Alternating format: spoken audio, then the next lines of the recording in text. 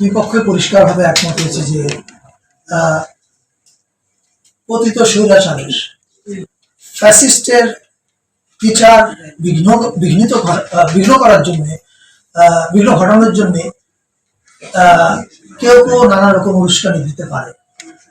Group theatre federation আমাকে পরিষ্কার বলেছে যে ফেডারেশন যে সমস্ত ব্যক্তিগতভাবে উস্কানি এবং নানান রকমের কাজকর্ম করছে, ফেডারেশন ওইসব ব্যক্তিদের দায়িত্ব নেবে না।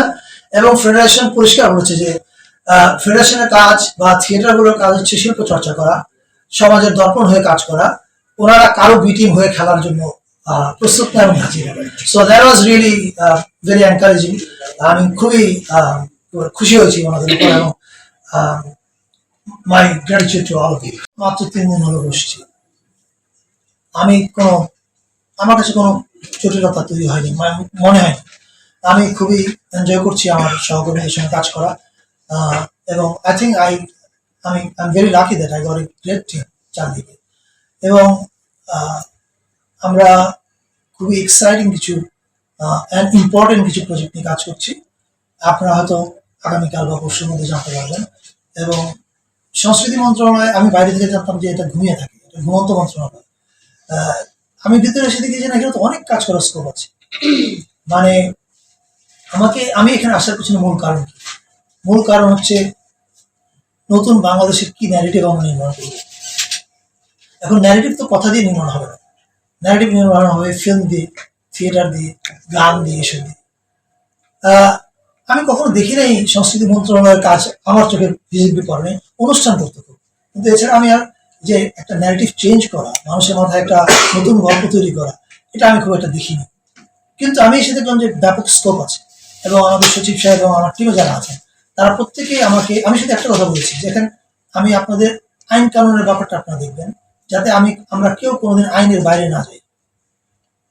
এই আইনের মধ্যে থেকে আমি যে স্বপ্নগুলো দেখছি, এটা কিভাবে বাস্তবায়ন করা যায় আপনারা আমাকে বলেন। আই ক্যান অ্যাসিওর ইউ যে আমি আমার মন্ত্রণালয়ের প্রত্যেকের কাছ থেকে খুবই ভালো সমর্থন পাচ্ছি। এবং তারা আমার কোনো স্বপ্নকে এখনো বলেনি যে এটা হবে না, তারা বলছে yes it is possible. So I don't say যে আমি আমলাতন্ত্রের কোনো জটিলতার মধ্যে পড়েছি না, অথবা পরশুর মধ্যে আপনারা অনেক বড় কিছু জানতে পারবেন। এখন পর্যন্ত মানে একটু বললে একটু ভালো। আমি আবার বললাম, প্রায়োরিটি হচ্ছে যে আমরা এমন একটা বাংলাদেশের ন্যারেটিভ তৈরি করতে চাই যে বাংলাদেশ বহু ধর্ম, বহু ভাষা, বহু জাতিগোষ্ঠী এক জায়গায় থাকে এবং আমাদের সম্প্রীতির কথা বলে। এবং আমাদের সম্পর্কে যে নানান উল্টাপাল্টা ন্যারেটিভ তৈরি করা হচ্ছে বাইরে, সেই ন্যারেটিভগুলো স্ট্রংলি কাউন্টার করাটা আমার কাজ। দ্বিতীয় একটা মেজর কাজ হচ্ছে, গত 15 বছর মুক্তিযুদ্ধের চেতনার চাদরে ঢেকে কিভাবে দুঃশাসনকে জায়েজ করা হয়েছে, কিভাবে গুম খুনকে জায়েজ করা হয়েছে, ব্যাংক লুটকে জায়েজ করা হয়েছে। আপনি দেখেন এখন আর 10 কোটি টাকার কোনো খেলা নেই, দুর্নীতি সব 1000 কোটি থেকে শুরু হয়। সো এই গল্পগুলো মানুষের কাছে তুলে ধরতে হবে, শুধু বাংলাদেশ না, দেশের বাইরেও সবার কাছে।